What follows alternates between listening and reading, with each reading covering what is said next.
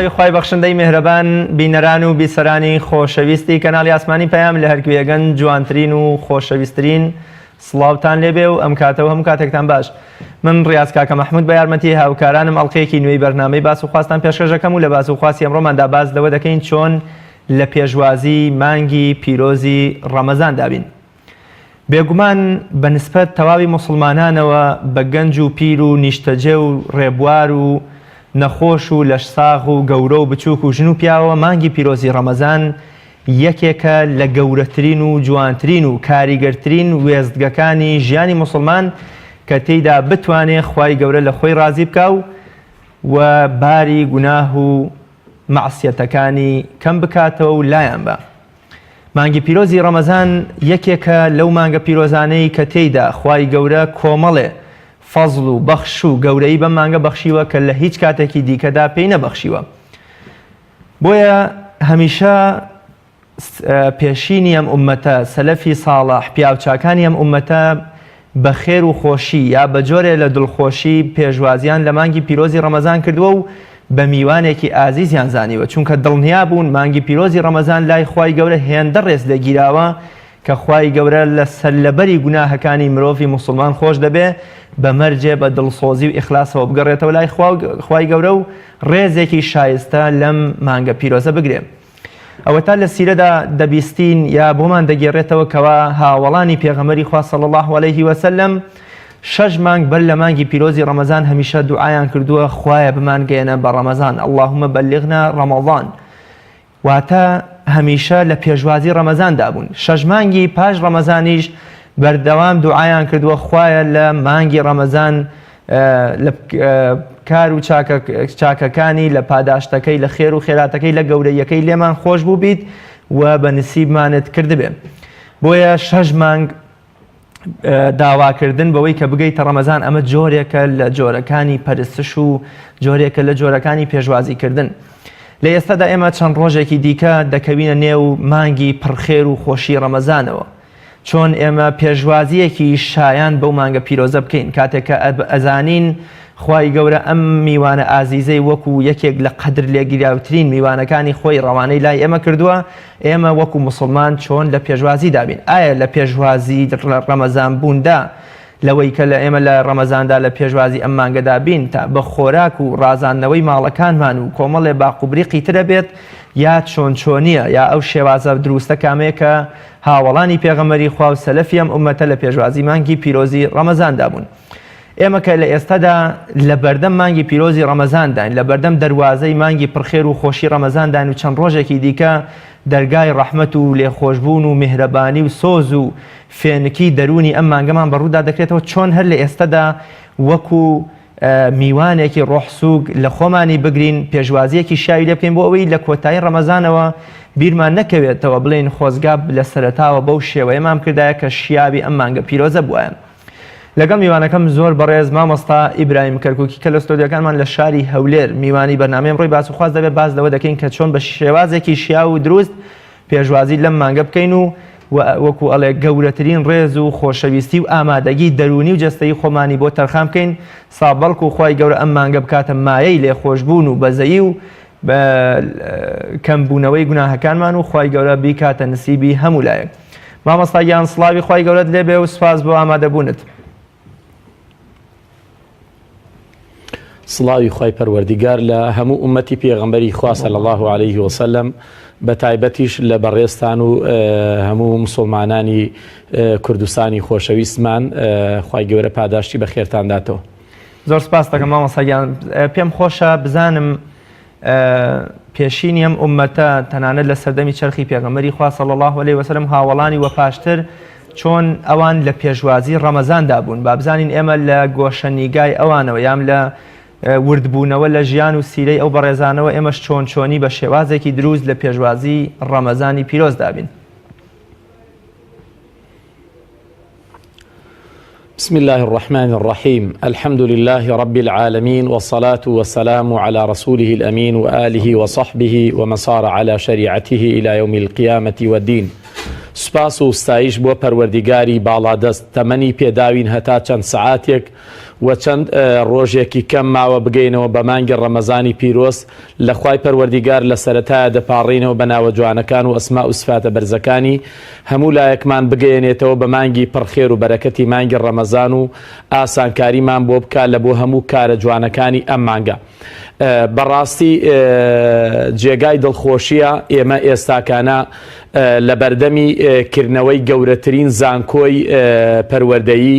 گەورەترین زانکۆی اقتصادی ڕامیاری ئابووریدا و گەورەترین زانکۆی پەروەردەیی و دەعەوی و ڕوحی داینا کە ئەویش کردنەوەی ئەم زانکۆ گەورەیە کە ئیفتیتاحی مانگی ڕەمەزان و ئیستیقبال و پێشوازیکردنە لە مانگی ڕەمەزانی پیرۆست. بەڕاستی چەند ڕۆژێک و چەند سەعاتێک ماوە کە گەورەترین مەوسیم کە مەوسیمی بەندایەتیکردن و خواپەرستی و یەکتاپەرستیە، مەوسیمی گەڕانەوە بۆ لای خوای پەروەردیگار، مەوسیمی دوعا و فرمێسک و گریان و پاڕانەوەکان، مەوسیمی شەونێژەکان و شەوە ڕووناکەکانی مانگی ڕەمەزان و تەراویح و لەیلەتول قەدرەکانی، مەوسیمێکی جوان لە لێخۆشبوونی خوای میهرەبان لە بۆ ئینسانەکان، مەوسیمێک لە واڵاکردنی دەرگاکانی بەهەش بەڕووی ئومەتی پێغەمبەری خوادا، مەوسیمێک داخستنی دەرگاکانی دۆزەخ بەڕووی تاوانباران و گوناهباراندا، مەوسیمی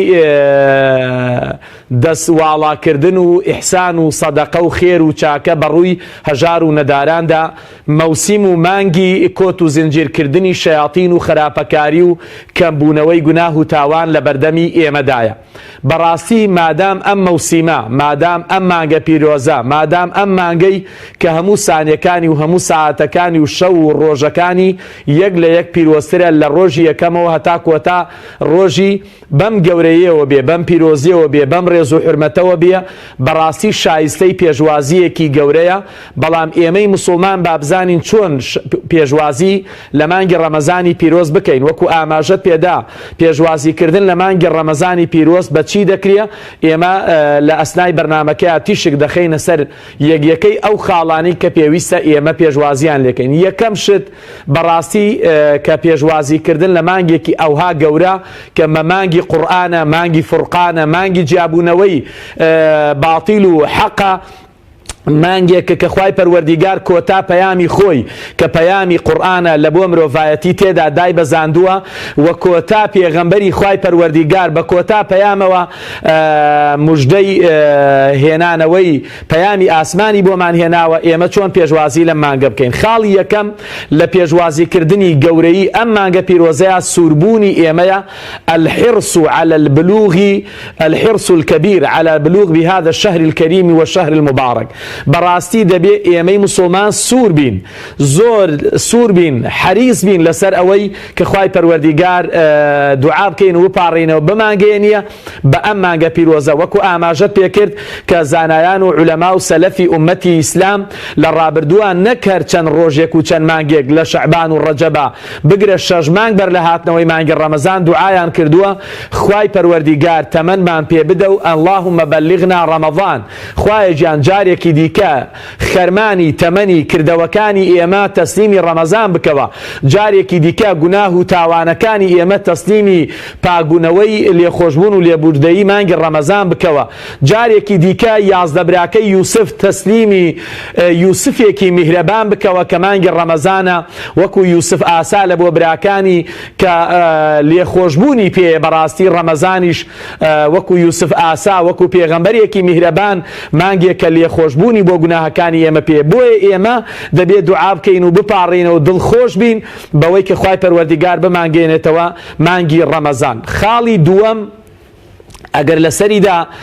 بوەستم کە زۆر گرینگە ئەویش سوپاس و ستایشی پەروەردیگارە، شوکرانەکردن لەسەر ئەم نیعمەتە گەورەیە کە نیعمەتی گەشتنەوە بە مانگی ڕەمەزانە. ئایا ئەم نیعمەتە زۆرێک کەسانێک ئێستاکانە کە چەند ڕۆژێکی ماوە و لە مانگی ڕابردووە و لە ئێستەشدا هەتا دەگەینە ڕەمەزان خەڵکانێک مەحروم نابن لە مانگی ڕەمەزان؟ ئایا تەمەن ڕێگا دەداتن، ئەجەل ڕێگا دەدا بەوەی ئێمە بگەینەوە بن و تۆ بە مانگی ڕەمەزان؟ ئەگەر کاتێک گەشتین بە مانگی ڕەمەزان بەڕاستی دەبێ شوکرانەی پەروەردیگار بکەین لەسەر ئەوەی أن يشكر الله على بلوغه بهذا الشهر الكريم وكم من ناس حرم بلوغه. زۆر خەڵکمان هەیە بەڕاستی لە برایان لە خوشکان لە گەنجان بەڕاستی لە قەدەرێکی خوداییدا ئەجەلیان کۆتایی پێدێت و ڕۆژگارەکانی تەمەنیان ماڵ ئاواییان لێ دەکا و دەگەڕێنەوە لای پەروەردیگار و بەڵام بەدیداری یەکەم ڕۆژی ڕەمەزان پەنا بەخوای پەروەردیگار شاد نابن. بۆیە پێغەمبەری خوا صلی الله علیه وسلم لەسەر ئەم خاڵە نمونەیەکی زۆر جوانمان هەیە کە زۆر جار باس کراوە کە دوو پیا و لە سەردەمی پێغەمبەری خودایە لە هۆزی قوضاعە کە موسڵمان دەبن یەکێکیان شەهید ئەبێتن ئەوی تریشیان ساڵێک لە دوای ئەو وەفاتەکە. لێرەیە تەلحەی کوڕی عوبەیدوڵڵا دەڵێ خوای پەروەردیگار بەهەشتی پێنیشانمدا فأريت الجنة فرأيت فيها المؤخر منه ما أدخل الجنة قبل الشهيد فجئت فعجبت لذلك. ئەڵێ کە بینیم بەڕاستی خوای گەورە بەهەشتی پێشانمدا بە چاوی خۆم بینیم ئەو سەحابیەی کە شەهید بۆتن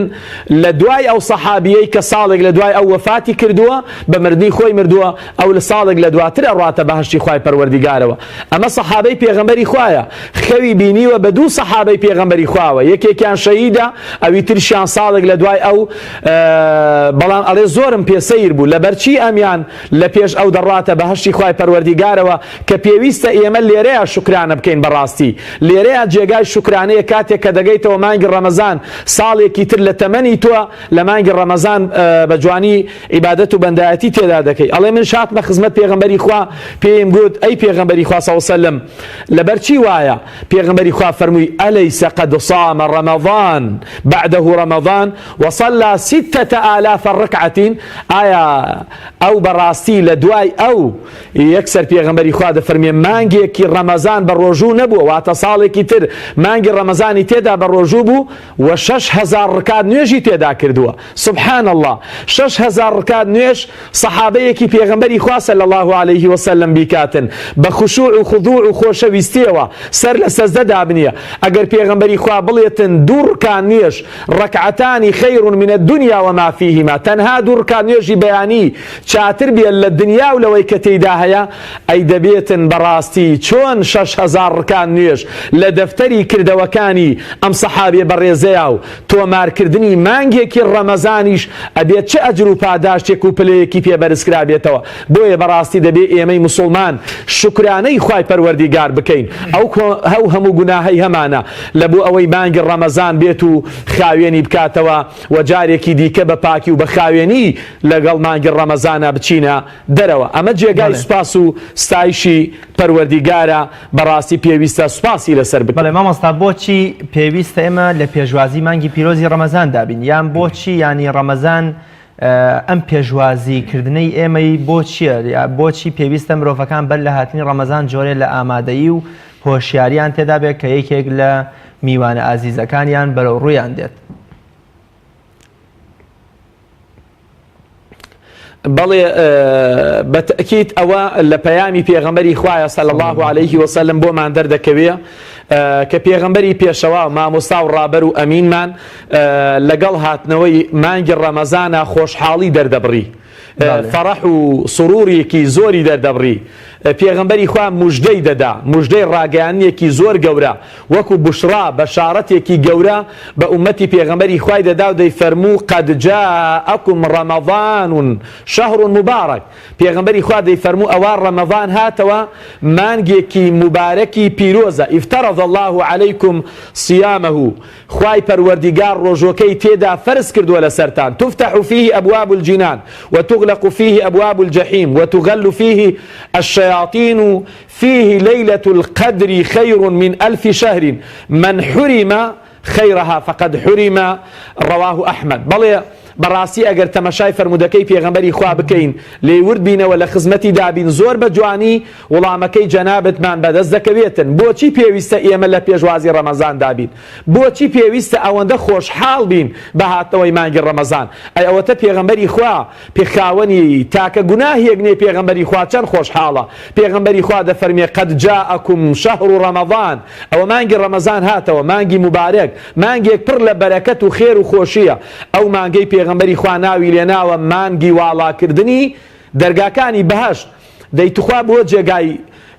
دڵخۆشی نییە جێگای ئەوە نییە کە ئێمە پێشوازی لێ بکەین لە کاتێکە هەموو دەرگاکانی دنیامان لە ڕوودا داخراوە هەموو دەرگاکانی خراپەکاری لە ڕوومان ئاواڵا کراوە بەڵام هەرچی دەرگای خێر و چاکە و عەدالەت و برایەتی و خۆشەویستی و دادپەروەری هەیە لە ڕووی ئێمەدا داخراوە بەڵام ئەوە تا پەروەردیگار دەعوەتمان دەکا بانگەوازمان دەکا پێغەمبەری پێشەوا موژدەمان پێدەدا ئەڵێتن موژدەتان لێبێ ئەی ئومەتی پێغەمبەری خوا ئەی تاوانباران ئەی گوناهباران ئەوە دەرگاکانی بەهەشت هەر هەش دەرگاکەی بەهەشت واڵایە و دەرگاکانی دۆزەخ لە ڕووتاندا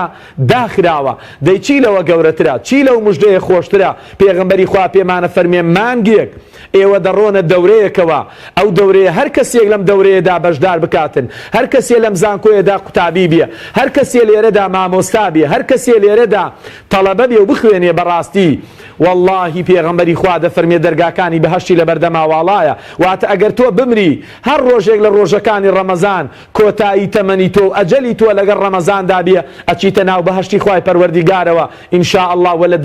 جەهەنەم و دۆزەخی خوای پەروەردیگار لەبەر ئەوەی دەرگاکان داخراوە دەرگاکان واڵان نییە دەرگاکان ناکرێتەوە هەتا کۆتا ڕۆژی ڕەمەزان بۆیە بەڕاستی پێویستە ئەنجا پێغەمبەری خوا دەفەرمێ شەوێکی تێدایە لە هەزارمان خێری زیاترە بەڕاستی هەر کەسێک مەحروم بێ هەر کەسێک بێبەش بێ لە خێری ئەم ڕەمەزانە بەڕاستی کەسێکی مەحروم و بێبەشە بەڕاستی لەم خێر و گەورەیە بۆیە پێویستە ئێمە دڵخۆش بین هەروەکو پێغەمبەری خوا تەمەشای عەبدوڵای کوڕی ئیمامی عومەر دەکەین ڕەزا و ڕەحمەتی خوای لێ بێ کاتێک کە مانگی ڕەمەزان دەهاتەوە دەیفەرموو مرحبا بشهر خير كله صيام نهاره قيام ليله دەیفەرموو یا ربی بەخێر بێتەوە بەخێر بێ مرحبا بەخێر بێ مانگی ڕەمەزان مانگێک کە هەر هەمووی خێرە خير كله سبحان الله رمضان چۆی خێر نییە لە بۆ چێمان خێر نییە لە بۆ گوناهبارانی ئومەت خێر نییە مەگەر مانگی ڕەمەزان لە بۆ هەژار و داماوەکان ئەوانەی کەس لایان لێ ناکاتەوە ئیلا ڕەمەزان نەبێ ئەوانەی کەس هاوڕیان لێ ناداتەوە مەگەر کۆمەڵێک دەوڵەمەندی خواپێداوی پڕ لە سۆز و میهرەبان نەبێ کە سۆزیان دەجوولێ و لە مانگی ڕەمەزانە زەکات و سەرفترە و سەدەقات و خێر و چاکەیان دەداتیە مەگەر ڕەمەزان لە بۆ نەخۆشەکانی ئومەتی پێغەمبەری خوا ئەی گوایە قوتابخانەیەک و مستەشفایەکی گەورە نییە چارەسەری یەکەی نەخۆشەکانمانی تێدا بکەین ئەی بۆچی خەیڕون كله شەوەکانی هەمووی خەیرە ڕۆژەکانی خەیرە دوعاکانمان تەسبیحمان عیبادەتمان ذیکرمان بەڵێ بەڕاستی جوانی فەرمووە عەبدوڵای کوڕی ئیمامی عومەر مامۆستا و زانای مفسری قورآن زۆر جوانی فەرمووە کە دەفەرمێ خەیڕ كله صیام نهاره قیام لەیله ڕۆژەکانی تێیدا بە ڕۆژوو دەبین شەوەکانی لە شەونێژ و تەراویح و دوعا و تەهەجود و عیبادەت و بەربانگ و پارشێ و داینا بەڕاستی هەر هەمووی خێر و چاکەیە ئەی ئەگەر مانگێک وا بێ واللهی پێویستە ئێمەش وەکو ئەو بڵێن دەها جار بڵێن مرحبا مرحبا مرحبا بشهر خير كله صيام نهاره وقيام ليله یاخوا بەخێر بێتەوە ئەم مانگە جوانە ئەم مانگە گەورەیە ئەم مانگە پیرۆزە کە بەڕاستی ئێمەی موسڵمانان لێی بێ ئاگاین بەڕاستی لە خێر و بەرەکەتەکانی لە جوانیەکانی لە گەورەیەکانی لە پەیڤە جوانەکانی ئەم مانگە بەڕاستی ئەگەر وەکو خۆی بیزانین واللهی زۆر زۆر وەکو سەحابە بەڕێزەکان مەرحەبای بۆ دەکەین بە مەرحەبا پێشوازی دەکەین و دڵمان خۆشە بێ وەکو پێغەمبەری خوا موژدە دەدەین و ڕای دەگەین و ئیعلانی دەکەین هەر وەکو ئەم بەرنامەمان چۆن ئێمە بۆ ئامادە کردو و بە دەها و سەدان بەرنامەی وا بەڕاستی پێویستە لە پێشوازی مانگی ڕەمەزاندا ئەنجام بدرێت. بەڵێ زۆر باش مامۆستا وەگەزانین پێشوازیکردن یان خۆ ئامادەکردن بۆ مانگی پیرۆزی ڕەمەزان وەکوڵێ سەردان یان میوانێکی جەستەیی نییە بڕۆین بۆ فڕۆکەخانە بەدەمیەوە یا خۆمان بگۆڕین ماڵەکانمان برازێنینەوە یا جۆرێک لە جۆرەکان خواردنێک ئامادە بکەین با بپرسین ئەو شێوازە دروستەی پێشوازیکردن یان بۆمنە ڕێزگرتن لە مانگی پیرۆزی ڕەمەزان چۆن چۆنیە ئێمە لە چ ڕوویەکەوە بتوانین باشترین ماف بە مانگی پیرۆزی ڕەمەزان بدەین و باشترین پێشوازی لێ بکەین و لە خزمەتی ئەو مانگە پیرۆزەدا بین. بەڵێ بەڕاستی مانگی ڕەمەزانی پیرۆز فرسەتێکی زۆر گەورەیە پێشوازی بە چی بکەین یەکەم شت بڕیاردان لە یەکەم شەوی ڕەمەزانەوە لە یەکەم ڕۆژی ڕەمەزانەوە بەر لە ڕەمەزان بگرە عقد الجەزم على اغتنام ئەیامه ولەیالیه دەبێ بەڕاستی ئێمە بڕیار دەین بڕیارێکی سەتاسەد پتە و بەهێز لەسەر ئەوەی کە فرسەت بە فرسەتی بزانین قۆسنەوەی ڕۆژەکانی شەوەکانی لە چیدا لە تاعەت و ڕەزامەندی خوای پەروەردیگاردا هەموو کاتەکانی هەموو سانیەکانی هەموو دەقەکانی بکەینە بەڕاستی فرسەتێک ئیغتەنیم وەکو پێغەمبەری خوا دەفەرمێ خەمسەن قەبلە خەمسین بەڕاستی ئێمەش پێویستە ڕەمەزان بە فرسەتێک بزانین بە دەرفەتێکی زێڕین بزانین بە شەوە گرانبەهاکانی ژیانمانی بزانین بە ڕۆژە بە قیمەت و گرانبەهاکانی ژیانمانی بزانین بۆ ئەوەی کە بەڕاستی سەرفیکەین کاتەکانمان هەمووی لە عیبادەت و بەندایەتی و تاعەت و ڕەزامەندی خوای پەروەردیگارە هەروەکو پێغەمبەری خوا صلی الله عليه وسلم کە مانگی ڕەمەزان دەهاتەوە دەیفەرموو یا باغی الخەیری أقبل ويا باغي الشر أقصر ولله عتقاء من النار وذلك كل ليلة رواه أحمد وحاكم پیغمبری خوا دەیفەرموو بانگەوازیە کرد ئەی یا باغی الخەیر ئەی ئەو کەسانەی بەدوای خێر و چاکەون ئەی ئەو کەسانەی تالیبی خەیرن ئەی ئەوانەی کە دەتانەوێە بەڕاستی خێر و چاکەیەکی زۆر کۆ بکەنەوە بۆ خۆتان ئەقبیل وەرن ڕووبکەنە ڕەمەزان وەرن ئەوەتا میوانەکەتان هات ئەوەتە گەورەترین و جوانترین مانگ وا لە بەردەستاندایە دەیبا ئێمە ئەمە فرسەتێکە هەلێکی زێڕینە شەوەکانی ڕۆژەکانی ئەم هەلە زێڕینە ئەم هەلە گەورەیە هەلی لێخۆشبوون هەلی ڕزگاربوون لە ئاگری دۆزەخ کە پێغەمبەری خوا دەفەرمێ وەیا باغیە شەڕی ئەقسیر ئەی ئەو کەسەی تالیبی خراپەی ئەی ئەو کەسەی هەتا دوێنیە لە دوای گوناه و تاوان و هەڵدانەوەی لاپەڕەکانی تۆڕە کۆمەڵایەتیەکانی پڕ لە گوناه و تاواندا بووی ئەقسیر بیان بچڕێنە جارێکی دیکە پەیوەندی خۆت لەگەڵ خوادا لەگەڵ ڕەمەزاندا لەگەڵ قورئانە لەگەڵ مزگەوتە لەگەڵ جوانیەکانی شەو و ڕۆژەکانی ڕەمەزاندا پەیوەندیەکە تونکەوە ولله عتقاء من النار خوای پەروەردیگار کەسانێکی هەیە لە ئاگری دۆزەخ ڕزگاری دەکاتن لە مانگی ڕەمەزانە وذلك كل ليلة خوا لە هەموو شەوێکدا خوای پەروەردیگار کەسانێک لە ئاگری جەهەنەم ڕزگارەکە بۆ من و تۆی مسلمان هەوڵ نەدەین کە هەموو شەوێک لە شەوەکان دعای تایبەت بکەی بڵێ خوایە گیان اللهم اجعلني من عتقاء هذا الشهر اللهم اجعلنا من عتقاء هذه الليلة المباركة بمان جێڕی لەو کەسانەی خوایە گیان کە لە ئەم شەوەیە لە ئاگری جەهەنەم بڕیاری ڕزگاربوون و ئازادبوونیان لە دۆزەخی خۆت بۆ دەدەی بەڵێ خاڵێکی تر بە پێشوازیکردن بە چی دەکرێ التوبة النصوح بەڕاستی بە گەڕانەوەمان بۆ لای خوای پەروەردیگار بە تەوبەکردن تەوبەیەکی پەشیمان بوونەوەیەک لە گوناهەکانمان لە ڕۆژەکانمان لە شەوەکانمان لە نهێنیەکان و ئاشکراکانمان لە زوڵم و لە ستەممان لە هەرچی ئەو تاوانانەی کە ئەنجاممان داوە بەڕاستی هەمومان پێویستمان بەوە هەیە توبوا إلى الله جميعا أيها المؤمنون لعلكم تفلحون كسني بيويسي بتوبة نبيتن والله همومان بيويسمان بتوبة ما مستعاني آيني بر لهمو كسيك بيويسمان بوهي توبة بكين بيويسمان بوهي عهد وبيمان لقل خوايا نيب كينوا جاريكي ديك بيعتي داومانا ببيغمبري خوا كميرات قريكي راستقيني بيغمبري خوا بين بر لهمو كسيك ما مستعاني آيني بيويستيان بوهي توبة بكن وبقرينو بولاي خواي پروردگار لمانج رمضانا بخودا بچنوا عهد بەڵێن بدەن بەیعەت بدەن لەگەڵ ئەم دینەیە ڕازگۆ بن لەگەڵ ئەم پەیامەیە ڕاز بکەن بەڕاستی هەمومان پێویستمان بە تەوبە هەیە برا مامە حاجیەکانمان مامە حاجی ئەختیارەکان دایە حاجیەکان ئەوانەی کە بەڕاستی نزیک بوونەتەوە هیچ عوزرێکتان نەماوە پێویستان بە تەوبە هەیە ئەی برا گەنجەکانم خوشکە باوەڕدارەکانم مەگەر ئێوە چەندتان پێویست بە تەوبە هەیە چەندتان پێویست بەوە هەیە بە دڵێکی خاوێنەوە بە دڵێکی پاکەوە بە چاوێکی پاکەوە بە جۆچکەیەکی خاوێن بە زوبانێکی پاک و خاوێن بچینەوە ناو مانگی ڕەمەزان و دوعاکانمان دەستەکانمان بەرزکەینەوە چۆن دەستت بەرز دەکەیتەوە لە کاتێکا تەوبەت نەکردووە لە کاتێکا شەوەکانت پڕ لە گوناهە ڕۆژەکانت پڕ لە گوناهە ژیانمان چاوەکانمان جۆچکەکانمان پڕ بۆتن ڕق بووە دڵەکانمان ژەنگی گوناه و تاوانی لەسەر نیشتووە ئەی پێویستمان بە تەوبە نییە ئەی خوای پەروەردیگار نافەرمێ یا ئەیوهە الذین ئامەنوا توبوا إلى الله جميعا يا أيها الذين آمنوا توبوا إلى الله توبة نصوحا بلي خواهي پروردگار داوامان لدكا توبة بكين بلي قورترين شد بيوسمان بچيا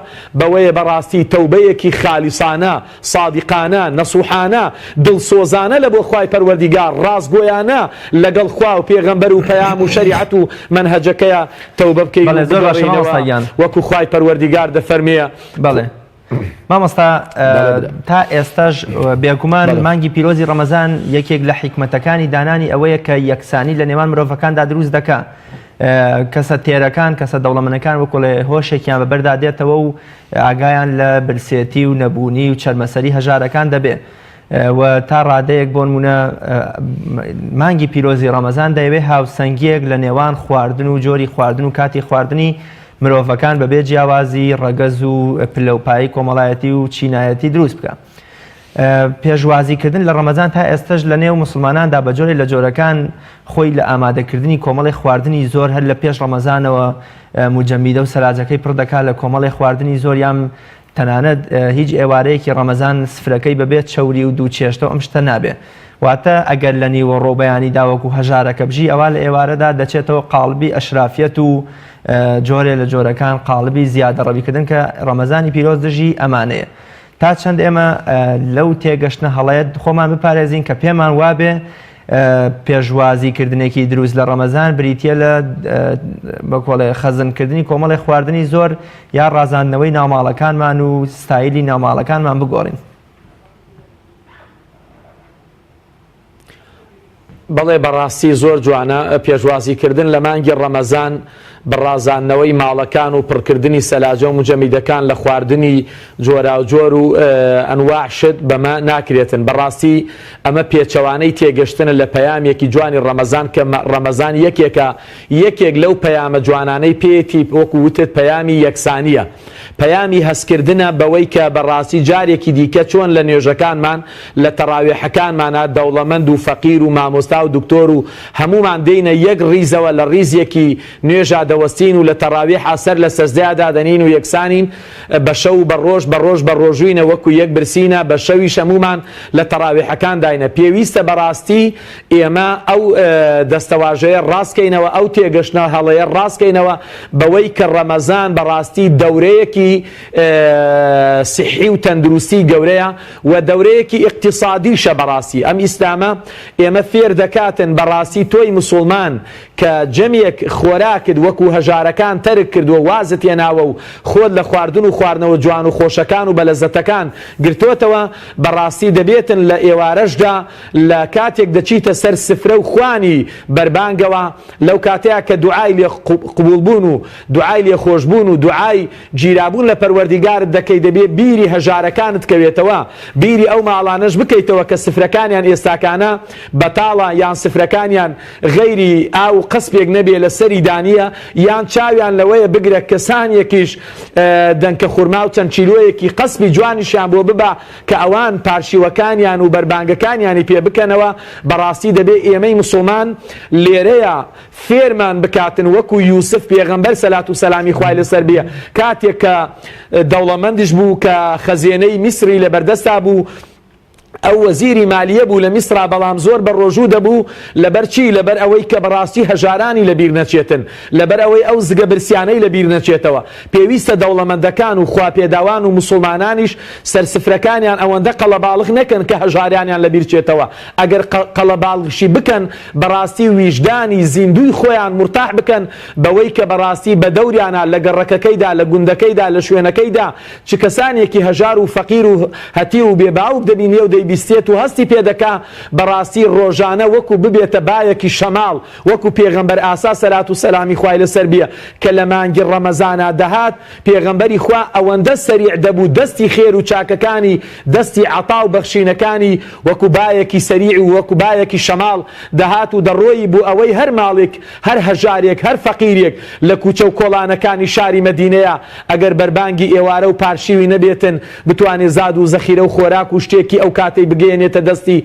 لە بۆ ئەوەی کە ئەویش وەکو ئێمە وابێتن بەڕاستی زۆر جوانە بۆیە پێویستە ئێمە واز لەو هەموو ئیسرافە بێنین ڕەمەزان نەهاتۆ فێری ئیسرافمانکە ڕەمەزان نەهاتۆ فێری زیادەڕۆییمانکە ڕەمەزان هاتۆ فێری ئیقتیسادمان بکاتن پێمان بڵێتن بەڕاستی دەبێ ئێوە وەکو هەژاران بژێن وەکو هەژاران بخۆن وەکو هەژاران بەڕاستی چۆن پێکەوە لە نوێژەکانتاندا لە ڕۆژۆکانتاندا بەڕاستی لە کاتەکانی دیکەشدا ئەبێ هەژار و نەداران و برسی و زگە برسیەکان لەبیر نەکەن. بەڵێ مامەسەیان گەنجی موسڵمان یا تاکی موسڵمان لە پێشوازی مانگی پیرۆزی ڕەمەزاندا تا چەند پێویستی بەدانانی بەرنامەیەکە بۆ بەسەربردننی کاتەکان وەک دەزانین لە چەندین فرموودەدا هەیە کە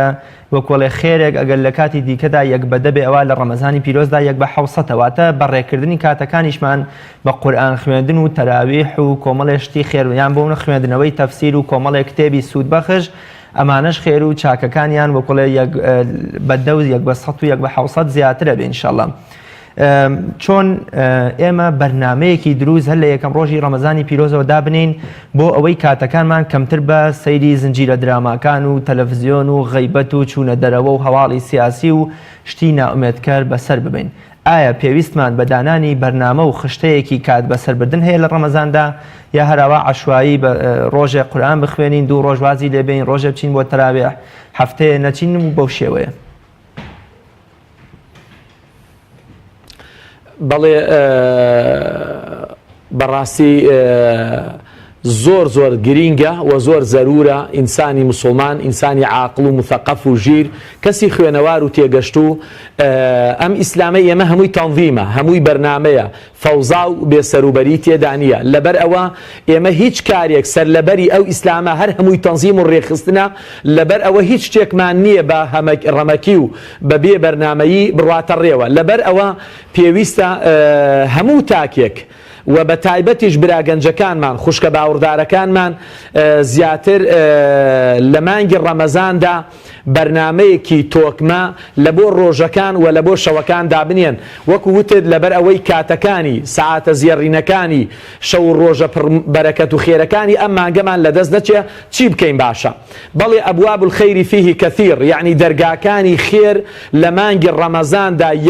یەکجار زۆرە بۆیە پێویستە ئێمە بەرنمەیەکی تۆکمە دابنین لە بۆ نوێژەکانمان لە بۆ ڕۆژومان لە بۆ قورئان خوێندنمان لە بۆ سەردان و سیلەی ڕەحمان لە بۆ چاکە و خێر و بەدەمەوەچوونی هەژار و نەدارەکانمان بەڕاستی ئەمانە هەر هەمووی پێویستمانە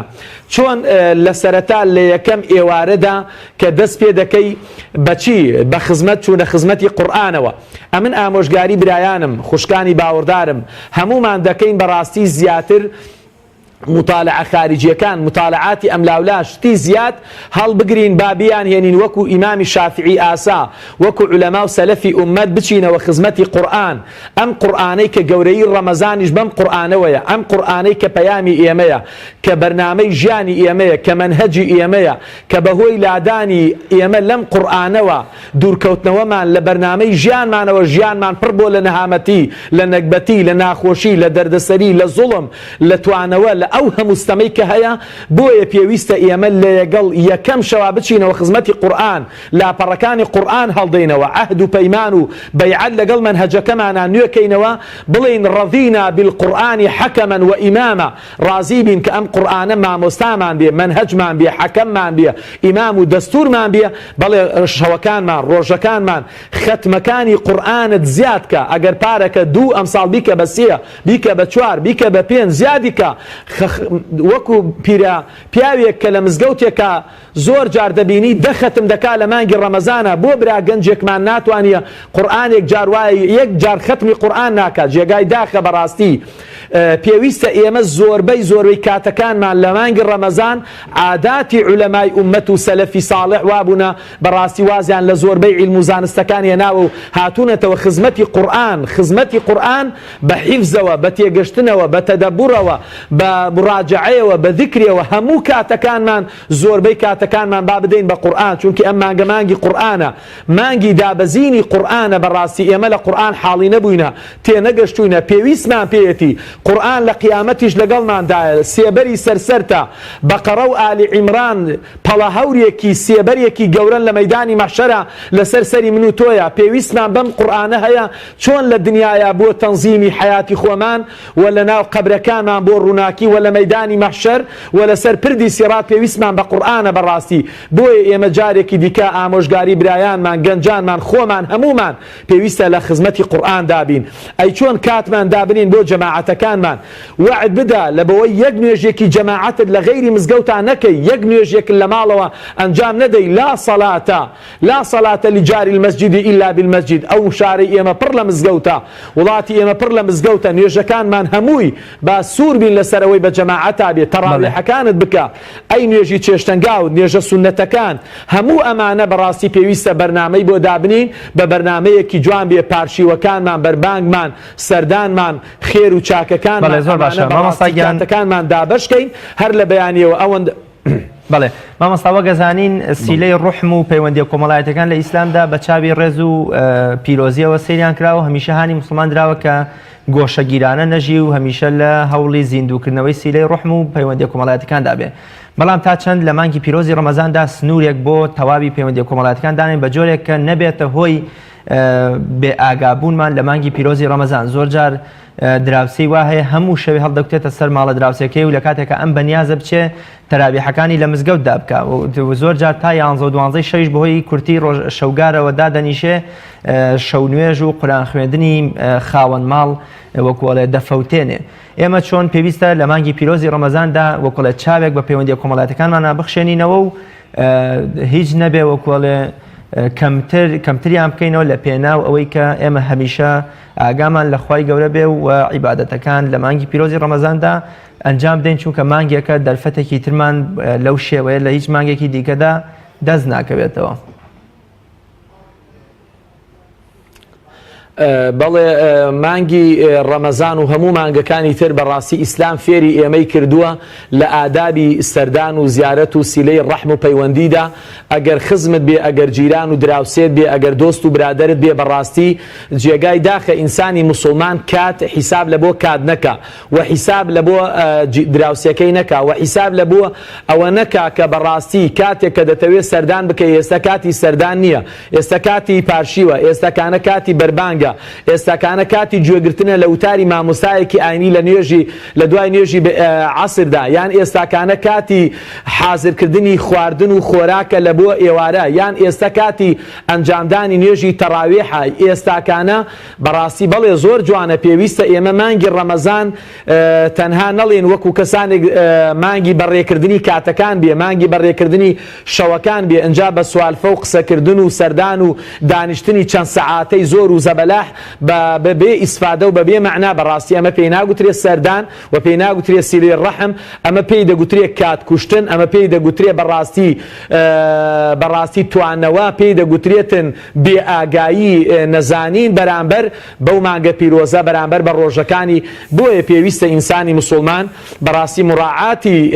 کاتە مبارەکەکانی ڕەمەزان بکە کاتە پیرۆزەکانی بەڕاستی چۆن بۆ خۆت پێت خۆش نییە لە کاتێکی زەرور و پێویستە کەسێک بێتەلات ئەتوش بە هەمان شێوە نابێ لە کاتێکە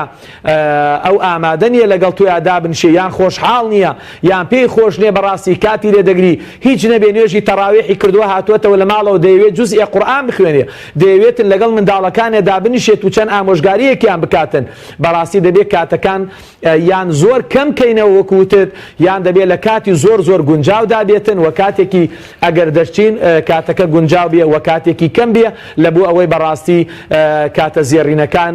لە دەست نەدەین و ئەو دەرفەتە بە هەموو لایەکمان بیقۆزینەوە ئینشاءالله. ئینشاءالله مامۆستایان کۆتا پرسیارم لەم بەرنامەیەدا دیاردەیەک هەیە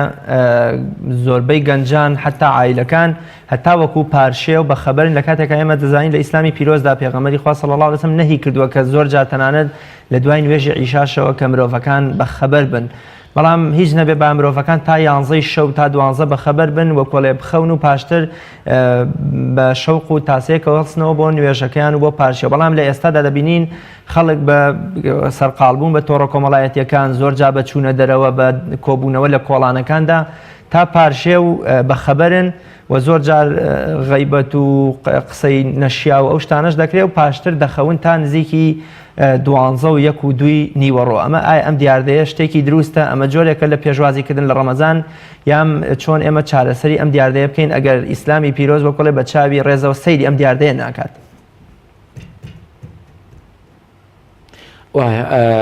جێگای داخە، جێگای ئەسەفێکی زۆرە بەڕاستی ئێمەی مسلمان لاساییکردنەوەمان لە بۆ خەڵکانێکی بێدین، لە بۆ خەڵکانێکی دوور لە دین، لە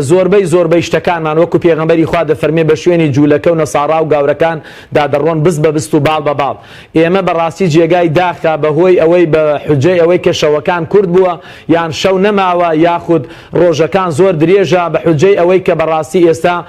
شەومان لێگۆڕاوە، شەومان بۆ بە ڕۆژ و ڕۆژمان لێبوو بە شەو. بەڕاستی لە ڕۆژە هەموو کاتە پیرۆزەکانی ڕەمەزان لە خەوداینە هەتاوەکنی نزیکی 12 و بگرێت لە دوای 12 شەوە کەسانێکی گەنجمانەیە تا عەسریش بەخەبەر نایەت و دەخەوێتن. ئەمە جێگای داخێکی گەورەیە، جێگای ئەسەفە. بەڕاستی ئێمە بەم شێوازە پێشوازی لە مانگی ڕەمەزان کەین. کەی شەوەکانی ڕەمەزان لە ئومەتی ئیسلامدا جێگای ئەوە بۆ کە بەڕاستی ئێمە لە بازاڕە، لە کوچە و لە کۆڵانە، لە دیار گوناه و تاوانە، لە دیار فەیسبوک و تۆڕە کۆمەڵایەتیەکان و شتی پڕوپوچ و بێمەعنا و بێسوودا سەرفی بکەین. بەڕاستی جێگای داخە، جێگای بێئاگاییە، بەڕاستی جێگای گریانە کە ئینسان دەبێت گریانی لە بۆ شەوەکانی ڕەمەزان بێ. ڕەمەزانە وای لێ هاتووە لە شەو نوێژەوە، لە قیامەوە، لە تەهەجودەوە، لە دیراسەوە، لە قورئان خوێندنەوە گۆڕاوە ئێستاکانە لە بۆ شەوچەرە و لە بۆ دانیشتن و لە بۆ گەڕان و سووران بە بازار و لە بۆ بە کۆڵانەکانە و لە ماڵاندا جێگای داخە. بەڕاستی کە عەبدوڵای کوڕی ئیمامی عومەر دەیفەرموو مەرحەبەن بشهر صيام نهاره وقيام ليله. ئەی کوا قیامێ کامان تەنها دەتەوێتن بە نیو سەعاتی تەڕاویح، هەموو شەوەکەت بە نیو سەعات پێدوا بێتن شتێکی تەواو هیچت لەسەر نەماوە. ناجێگای داخە برا ئایزەکەم وەڵڵاهی پێغەمبەری خوا نەهی کردووە، حرامە بەبێ عولەما دەفەرمون بەبێ ئەوەی کە هیچ شتێکی بەبێ سوود، بەبێ ئەوەی کە لە قسەی خەیرە لە قسەی چاکەیە سەرفی بکەی لە دوای نێژی عیشاوە ئەگەر لە کاری خەیر و چاکەیان نەبێ، لە سەردانە نەبێ، لە زیارەتکردنیان نەبی، لە عیبادەتی خوای پەروەردیگار و دوعا و قورئان خوێندنان نەبی، بەلای عولەما و زانایانی ئیسلامەوە کە پێغەمبەری خوا صلی الله علیه و سلم نەهی کردووە جائز نییە دانیشتن هەتاوەکنی پارشی و بەبێ ئەوەی پارشیوەکەشی ناخوا جاروایە لە سەعاتێک پێشەوەی پارشی بخوا سونەتێکی پێغەمبەری خوش لێرەیە دەفەوتێنێ و شەوە پیرۆزەکەشی دەڕوا و ڕۆژە مبارەکەکەی ڕەمەزانیشی بەڕاستی بەخەو سەرفەکە لە جیاتیەوەی بە قورئان خوێندن و دوعا و عیبادەت و ذیکر و تەسبیحە سەرفی بکاتن بەڕاستی لە خەودا سەرفی دەکا کاتێک دەزانێت دەی ڕەمەزانە و 15 و 20 ڕەمەزان و ڕەمەزان لە دەست و کۆتایی هات. جێگای داخە ئەمە سیفەتی ئومەتی پێغەمبەری خوا نییە کە بەڕاستی بە شەو بە خەبەر بێتن و بە ڕۆژیش بخەوێ. بەڕاستی ئەمە سیفەتی مسلمان نییە. ئەبێ مسلمان ئاگای لە شەوەکانی بێ و ئاگای لە ڕۆژەکانی بێ. ئێمە ئێستا نە ئاگامان لە شەوەکانمانەوە نە ئاگاشمان لە ڕۆژەکانمانە، بێ ئاگاین لە ڕۆژ و بێ ئاگاشین لە شەو. شەوەکانمان لە گوناه و تاوان و بێ ئاگایی و غەفڵەتە بەڕاستی لە سەرکەشیە دەڕواتن و لە بێ ئاگاییدا دەڕوا لە شتی ناشین و ڕێکا بەسەرف دەکەین و ڕۆژەکانیشمان بەخەو دەڕوات و ئاگامان لێنێ. ئەمە جێگای داخە. بەڕاستی من داوا دەکەم وەکو مامۆستایەکی ئاینی داوا دەکەم لە هەموو مسلمانێک، لە هەموو برا خوشکێک، لە هەموو عایلەیەکی باوەڕدار بەڕاستی لە دوای نێژی عیشاوە لە کاتێکی کەمە ئەگەر بە عیبادەت و خەیر و چاکە و سەردانێکا سەر بردی ئەگەر نابا بخەوێ هەتاوەکنی ئەو کاتێ هەڵدەستێتەوە لە بۆ عیبادەت و شەو نێژەکانی یان لە بۆ پارشی و نانخواردنی. ئەمە سیفەتی پێغەمبەری خوا و سونەتی پێغەمبەری خودایە و سونەتی ئاداب و شێوازی ئینسانی مسلمانە. بەڕاستی زۆر زۆر سپاس بۆ بەڕێز مامۆستا ئیبراهیم کەرکووکی بانخوازی ئیسلامی کە ئەمڕۆ لە ستۆدیۆکانمان لە شاری هەولێرە و میوانی بەرنامەی باس و خواز بووی. ئومێد دەکەین خوای گەورە بەلەشی ساغ و بە معنەویەت و ڕۆحیەتێکی بەرزەوە بمانگەێنێتە مانگی پیرۆزی ڕەمەزان و خوای گەورە لە خۆمان ڕازی بکەین و سەرلەبەری مانگەکە بتوانین ببینە بەندەیەکی سوپاسگوزار و پەرستشکار بۆ خوای گەورە. بینەرانی بەڕێز و خۆشەویست تا بە یەگەشتنەوەیەکی تر بە خوای گەورە مێرەبانتان ئەسپێرم. خواتان لەگەڵ هەر شاد و سەرکەوتوو بن.